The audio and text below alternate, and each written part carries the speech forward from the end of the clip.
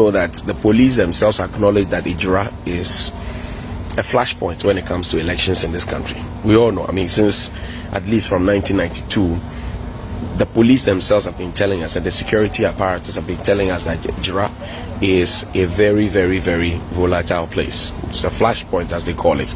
So violence there, they always find some there. Critical thing. It's been 24 hours since 2 people were killed there. Now, 2 people were killed at the time when another person who had already died within that same space was going to be buried. 24 hours. The Commander-in-Chief of the Ghana Armed Forces, which is our President of the Republic, has not uttered a word. And I remember that when George Floyd died, the President tweeted, he uttered a word. 24 hours on, the President of the Republic, who is enjoined by a constitution to protect all of us, has not uttered a word. The Vice President, who is the Chairman of the Police Council, Chairman of the Police Council, is also not spoken a word, not tweeted a thing.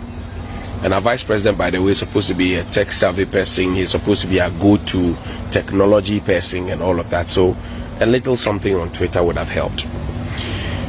The National Security Minister has not spoken a word. Interior Minister has not spoken a word.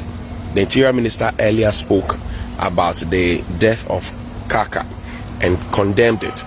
But this recent one, the Interior Minister had said nothing. And then the Defense Minister has also said nothing. Our Defense Minister, Mr. Dominic Nitiwa, has said nothing. Interior Minister Bruce Derry has said nothing. National Security Minister Mr. Kandapa has said nothing. Our Vice President Dr. Bawumia has said nothing. Our President Nana Addo has said nothing. 24 hours on, everybody is quiet. 24 hours on, my good brother Kojo Ponkroma has not organized one of those press briefings that we usually would organize when something comes up. You remember when people started talking about Galamsey, we organize a Galamsey presser, we go on a tour. When people talk about lands, we organize one. People talk about COVID vaccines, we quickly organize one the next morning. It's been 24 hours. This morning, we're expecting to have one. We have not heard anything. That aside, 24 hours on, our Parliament of the Republic of Ghana is telecasting live, and if you have a TV set, go by it. Telecasting live. Parliamentary Public Accounts Committee on the 2016-2017 accounts, and we all know what happens at the Public Accounts Committee. Go and sin no more. People embezzle funds. People, put state funds in their private accounts, and they tell them go and sing no more. We know what happens there. I mean, if you can actually count the number of people who are punished as a consequence of the Public Accounts Committee sittings that are done. 24 hours on, since some Ghanaians were killed, some were injured, they were shot in the heart, at the back, live bullets. 24 hours on, and our Parliament of the Republic of Ghana decides to show us the Public Accounts Committee of 2016-2017 account. And guess what? Who is there? The Interior Minister, Mr. Bruce Derry, who has not said a word. 24 hours on, is the one in the chair. He's the one being asked questions. 24 hours on, the Interior Minister is in Parliament speaking to camera and to a few members of Parliament about an account that could possibly hold on and wait while we talk about pressing issues. He's there with the IGP, who has been silent. He's there with the Director General of the Ghana Prison Service, who's been silent. He's been there with the Comptroller General of the Immigration Service. He's been silent. He's there with the guys from Fire Service. You know that the Interior Ministry takes care of all of them. CID, Police, BNI, NADMO, all of them. They have all said nothing. 24 hours on, since that nasty incident at Ijura, the MC, who is a direct appointee, the MC, who is a direct appointee of the President of the Republic. In fact, he is the president in the district because he represents the president. The MC, Salisu Bamba, is nowhere to be found. Now, yesterday you saw the soldiers out there. Yesterday you saw the soldiers and you saw them aiming. you saw the police with the water cannons, you saw the people, you saw whatever happened there. Now, 24 hours on, the MCE, who is supposed to be the boss of the Municipal Security Council, because without his blessings, the military men couldn't have come there. Without his blessings, the police couldn't have acted. 24 hours on, with all the shooting and killing, and the hurt and pain and agony and anguish and anxiety that's there, the MCE, who is appointed, not elected by the people, so he doesn't owe the people any responsibility, owes it to the president, is nowhere to be found. Guess what? This morning when we checked, the MCE has taken his family to safety. The MCE has taken his family to safety. That's what we're told. The MCE is saying that he doesn't feel safe. The MCE, who is more like the commander-in-chief of the area, says he doesn't feel safe. Now, if the MCE is wise enough to take his family to safety and says he doesn't feel safe, who is in charge of security in that neighborhood? And does he in any way think that his people, who is supposed to be superintending over, are safe? That's a question. The MCE doesn't feel safe. He represents the president. He is the Ogakpatakpatak. I'm saying without the MCE's blessing, the military couldn't have come into Ijura. Without the MCE's blessings, the police couldn't have acted in a certain way. There's a police commander, I agree, but they do not take decisions without the say-so of the MCE. The MCE says he doesn't feel safe, so he has been wise enough to take his family out of Ijura and has taken them away. In the meantime, the member of parliament is still in Accra. Yesterday he spoke to the press, but he's in Accra. I don't know if he has moved now, but the conversation I want to have is this. You see, I've mentioned a plethora of leaders, elected, appointed, nominated, for whatever it is. There's a commander there. The commander is talking about rubber bullets. The medical superintendent in the area is telling us that the bullets were live bullets. So now, do we believe the medical superintendent, who actually is showing us copper shells that we showed on TV as well? Or do we believe the police commander, who is telling us that they are rubber bullets? In any case, the police is saying that they will investigate and find the cause of death. When the two people have already been buried in the sand, you are going to dig it and find the probable cause of death. The medical superintendent is telling you that they were shot at close range, directly, looks like close range. He said it. So now the people have been buried. What are you going to look for? It tells you that the police perhaps thinks that the investigations have been concluded. And I can give you a tall list of unsolved murders in this country. A tall list of unsolved murders in this country. The key question I'm asking this morning is this: do our leaders really listen to us, or they just hear us? Because there's a difference between hearing somebody. You can actually hear somebody talking from a distance. You may not be paying attention to listen, because once you listen, you will inspire a certain action. You take a certain action. So do our leaders really listen to us? Or the silence of the president, the vice president, the interior minister, the national security minister, the defense minister, the national security coordinator, and information minister, and everybody else, will the silence that they are bringing, onto us, will the silence also be explained away as one of those isolated cases?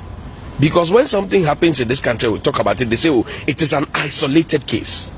Is it really an isolated case? Is that an isolated case? Or has it become one too many? What is the MCE's background? So we make him MCE and automatically he becomes the boss of the Security Council. Then, as commander-in-chief, small trouble comes, he's the first to take his family to safety. He says he doesn't feel safe. So the people in Ijura, they are logs of wood, they are bags of charcoal, they are kegs of palm wine, they are sacks of salt. So then, if anything happens to them, it doesn't matter. Is that what he's saying? And these are people paid with our taxes. Your tax, my tax. The tax on your fuel, the tax on your phone credit, the tax on your water, the tax on your electricity, the tax on the bread you buy from the supermarket, the tax on the drinks, the tax from the organizer's service to you, the tax from everything. They are the ones telling you that they don't feel safe. In fact, it is the MCE in that area who controls the property rate, the business operation permit. If there are road tolls, he takes them. He takes everything. He manages everything. He is the Oga Pata. But I'm saying that the soldiers could not have gone there without the permission. And his first option is to carry his people, his family, immediate family to safety. So now you are a young person. You are tied to the apron strings of politicians. And you don't for a second want to think and think independently. You think that everything is okay. When trouble came, the first thing he did was to take his people to safety. Who is taking you to safety? And like the sister of the slain gentleman asked, who is next? The sister of the slain gentleman is asking, who is next? Check your calendar. Today is the 30th of June. Not long ago, our IGP, who is a retiree who has been given contract and the contract has been renewed, told us after the gruesome murder of a policeman at Adedenko in Accra, told us that by the 30th of June, the close of June, if the banks don't have armored bullion vans, he will withdraw his men from bullion van duties. Today is the 30th. Check how many banks have bullion vans, armed bullion vans, all those bread cutting pickups that they call bullion vans. Check how many banks have it, and check if the IGP has been bold enough to be a man of his words, or to even have the honor to apologize to us, to withdraw what he said in jest, and maybe apologize for it or withdraw. Check if today all the police officers performing bullion van duties have helmets, have bulletproof vests. Check if they have body cams. Check if the cameras that have been installed are working. Go and check and ask yourself.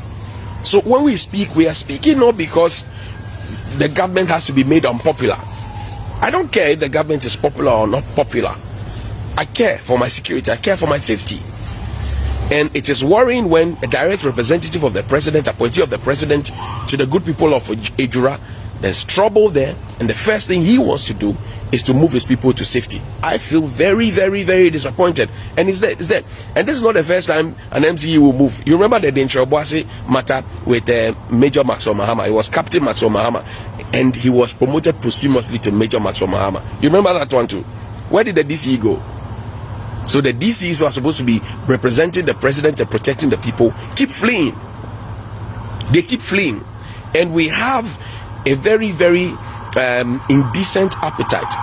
People go out there as policemen, as military men. They go out there in the line of duty because we fail to provide protection for them properly.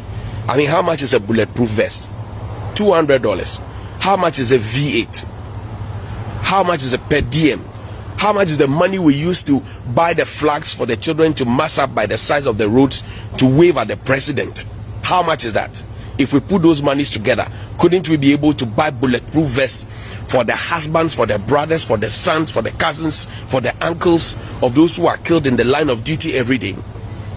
We said we're going to give them bulletproof vests. We said we're going to give them helmets. We said we're going to install cameras everywhere. We said we're going to give them body cam. And we make these statements every now and then when a policeman or a military man, whatever it is, gets killed in the line of duty. Then we have a very, very indecent appetite of promoting them posthumously. When I'm dead and gone, you are giving me a rank to go and do what? Or maybe you are going to heaven. The IGP says there's no crime in heaven. So even if you make me a higher ranking officer, what would I be doing up there in heaven with my rank? And sometimes you think about it, it doesn't make sense. It doesn't make sense. What happened to our police visibility? What happened to it? We're talking security this morning. What happened to our police visibility, where you find at every junction, every roundabout, when the policeman was killed at Adedinko, and for those of you who were in Accra and in other parts of the country, you saw that the police quickly moved to vantage points.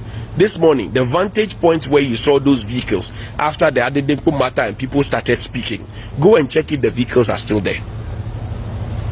Go and check if the vehicles are still there. And come back and tell me whether 24 hours on, it is prudent enough for our interior minister, the 24 hours on after the Jura people were killed. Tell me if it is prudent enough for our interior minister to be in parliament before the Public Accounts Committee of Parliament, to be seated there with the security chiefs of the IGP, of the Controller General of the Immigration Service, of the Director General of the Prison Service, CID boss, BNI, to sit there with them, all the agency chiefs under him, and to be answering questions on a 2016-2017 accounts, as if nothing ever happened in Ejura. Tell me, as a Ghanaian, if you believe the words that you are safe, when 24 hours on, Commander-in-Chief of the Ghana Armed Forces, President Akufo-Addo, is silent. He spoke about George Floyd. He spoke about other things. He spoke about the Nigerian situation. Why is he not speaking about our situation? And by the way, start counting. From December up until now, count the number of young, energized, black, healthy people, young people who have been killed. Count them, from policemen to people who lawyers make public statements, to no less a person that as first deputy speaker of parliament. And I was heartbroken when he said that. He's a lawyer, respected lawyer, and we love him. He said the gentlemen were criminals, and we all know that by our law and by the law that he learned and by the law that is taught to everybody, even the basics of law that is taught to us in journalism school and all of that, everybody is innocent until proven guilty. Who proved that the gentlemen were guilty in the election violence thing? Or are we replicating what the police, the 7 people in the Ashanti region who were killed, and then the police branded them as criminals? We would later find that they are not criminals, and we went to give their families compensation. Is that what we are doing? Is that what we are doing? We see people, and by their faces we decide that they are criminals. Is that what we are doing? 24 hours on, the Vice President, Chairman of the Police Council, he has not said a word. 24 hours on, 24 hours on. We have a National Security Minister, he has not said a word. 24 hours on, 24 hours on, after Ejura, we have a Defense Minister, he has not spoken a word. We saw the soldiers, we saw them kneeling to aim. At what point do we even start bringing in the military? We have over militarized every little thing. And this morning I learned that the President of the Republic, and I've seen it, the President of the Republic is supposed to have an aide-de-camp, ADC, what people call bodyguard, with him since 1992. Maybe Jerry Rawlings is not, he didn't start it because I saw RSM Tete behind him. But the culture and the tradition has been that it is colonels who play ADC to our president. Check the ADC of our president, check his rank. He is a brigadier general. By the structure, the president is also a general. He is a commander-in-chief. He's the Ogaka.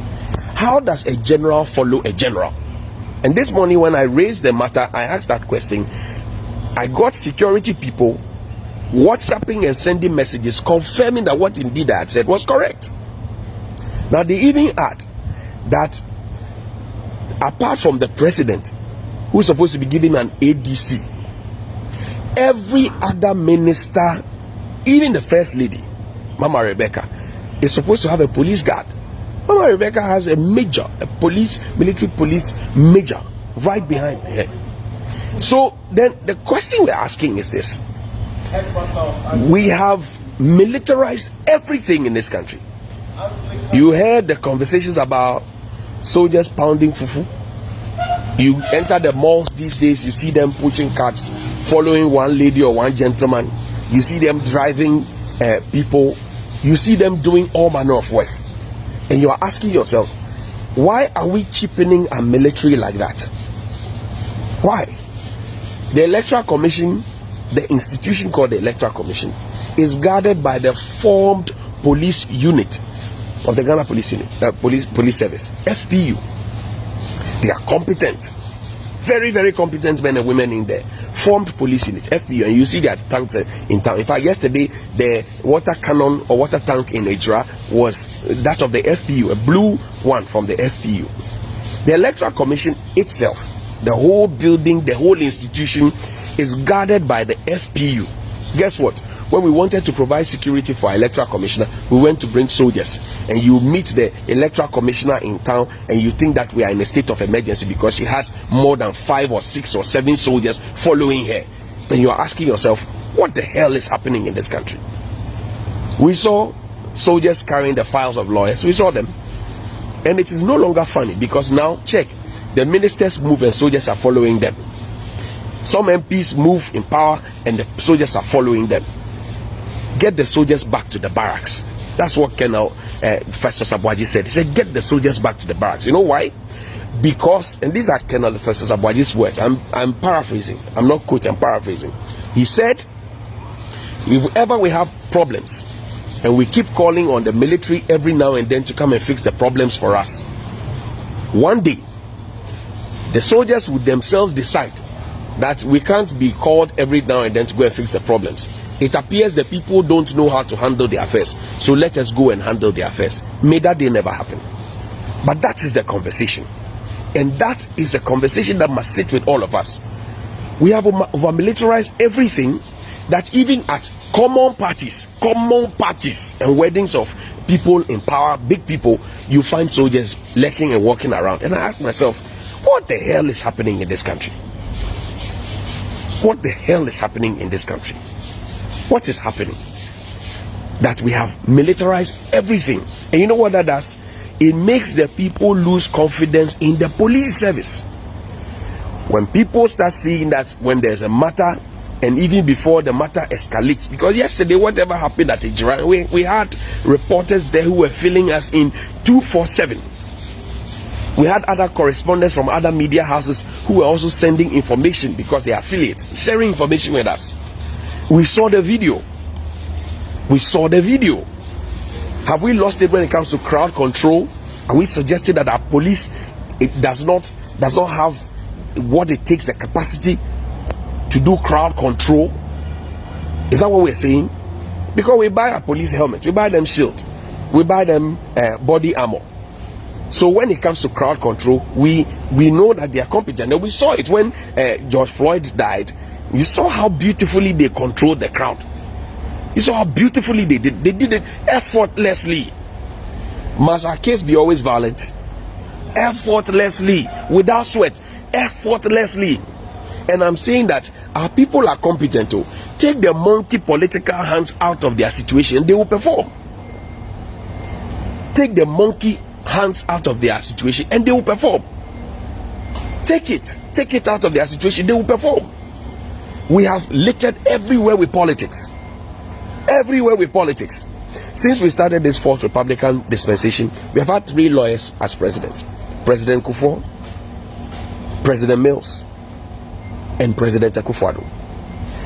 All the presidents, they know that there's a problem with the structure in terms of our security, because you cannot have a political appointment of the IGP, the CDS, and hope that everything will be okay, because the IGP answers to the Interior Minister, who himself is a political appointee. The CDS is also appointed politically, and he answers to a Defense Minister who is a political appointee. Then we create a National Security Ministry and slap it on the National Security Secretariat. So we have politicalized everything, politicized it to the extent that now we are bowing so much to politics, even in security. And when security matters happen, we try to explain it away with grammar. We call it isolated cases. Go and check the 2014 baseline survey of the Ghana Small Arms Commission. They are talking about more than 2.3 million guns in private hands. 2.3 million guns in private hands. That's more than what our security services have. 2.3 million guns in private hands. Now, of the 2.3 million guns, there's just about 1.3 that are registered. So the rest are not registered. This was in 2014. And that was what we used for our national security strategy. I'll come to that shortly. Now, after we did that, we have not shown the current figures that we have, and even the 1.3 that is registered. You have just about 30 or 40,000 who go to renew their licenses every year. So the question is, where are the rest? In whose hands are they? Who is monitoring them? Who owns a gun? And how are the guns being used? Are we tracking the guns?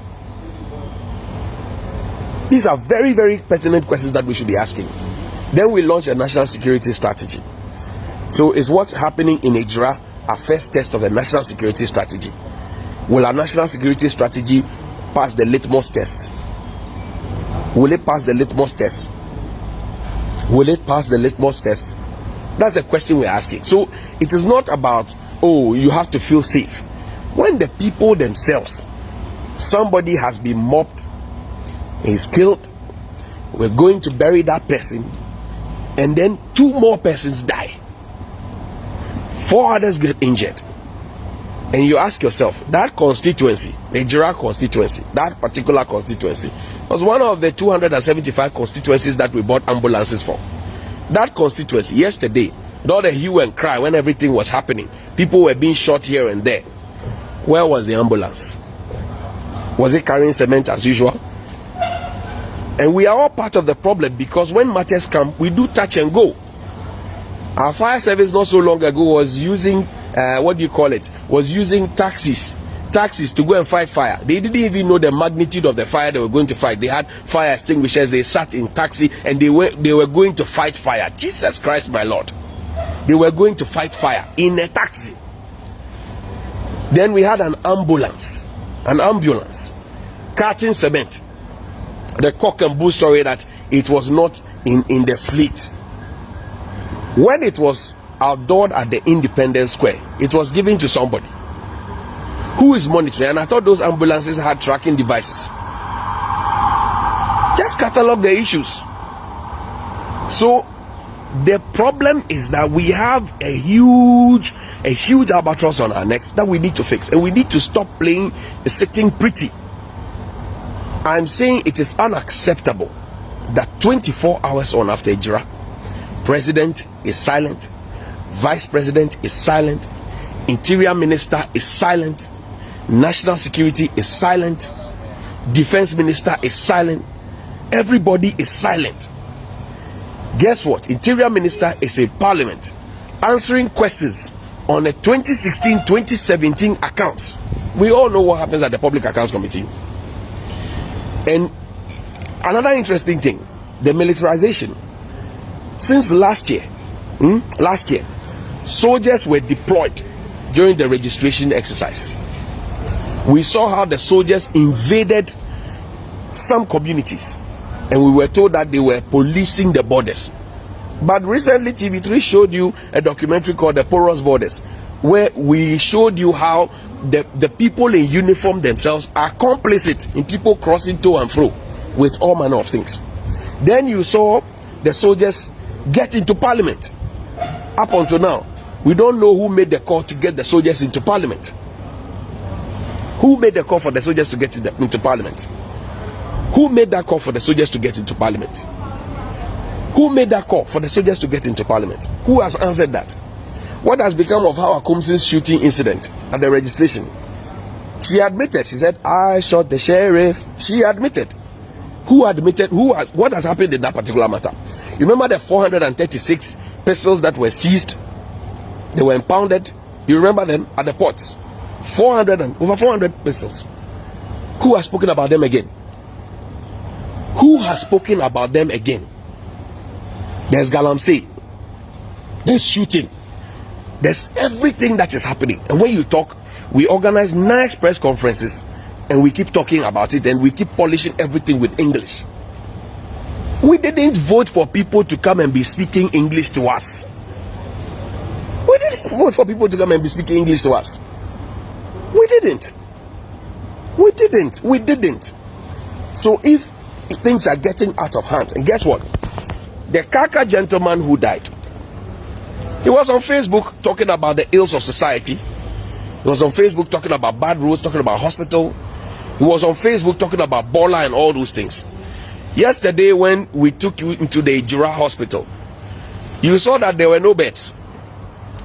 So the gentleman, what he was talking about, for which some people attacked him, exists.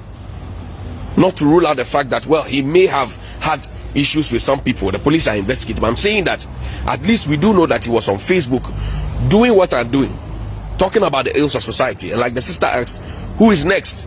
I don't know. But the issues that he spoke about, that there are no beds at the hospital. Yesterday, when we took you to the hospital, we saw it. In fact, 2 of the injured persons were put on the floor.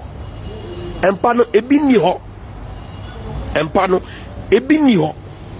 Where was the ambulance? You saw the roads. Where are the street lights?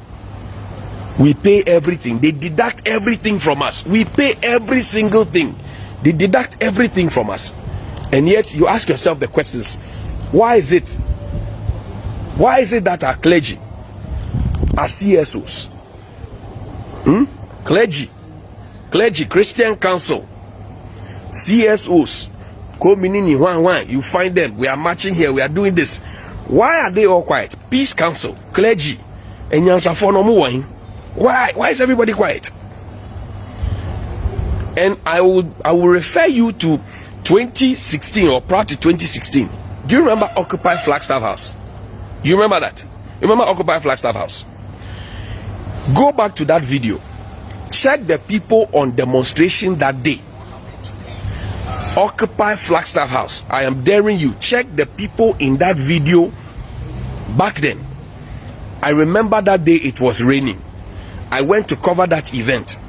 Right in between the National Theatre and the Children's Park, they came face to face with the police. It was Cephas Atta who was in charge. And he was speaking for the police.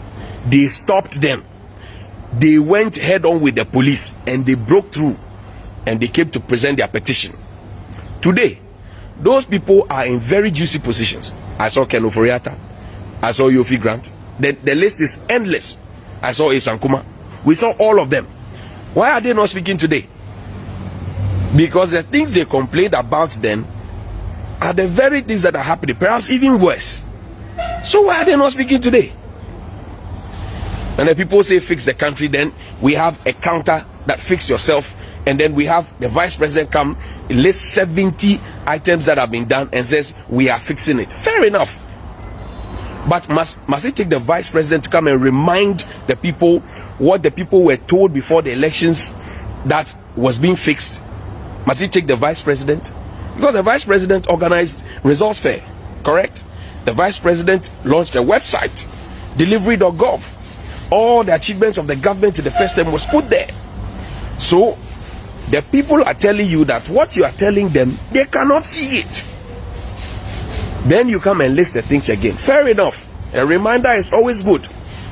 But the key concern is that the issues that people are talking, are they real or not? Are they real or not? When Fix the Country started, people were talking about petrol prices. Then quickly, a meeting was hurriedly arranged. A communique was written, not even on a letterhead. The minister signed it. Other people signed, MPA, everybody signed it. Then the MPA margins were dropped by some pesos, about 9 pesos or 8 pesos. I can't immediately remember. Then fuel prices were reduced. Then we reduced it to 6.050. Have you gone to the pump recently?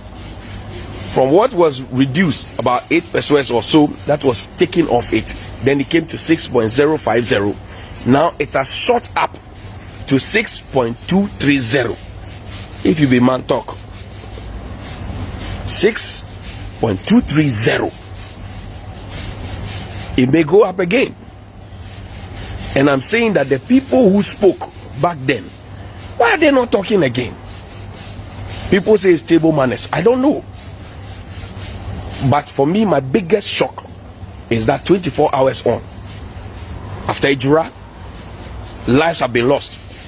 You see, when things of this nature happen here, locally, and we don't talk about it, and things happen on the foreign front, even in other African countries, and we are quick to talk about it, it gives you an impression that our leaders, they only hear us, they don't listen to us. Now, if they hear us, but they don't listen to us, but they are supposed to be serving us, the question is, are we being properly served? Are we being properly served? Think about these things and have a good morning.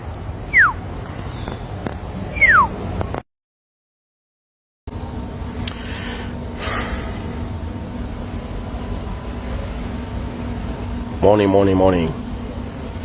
Yeah, good morning. It's not good, but what we do, we say good morning anyway, because that's what we're taught to do. Good morning. It's not a good morning, let's say, but we are taught to say good morning. Like the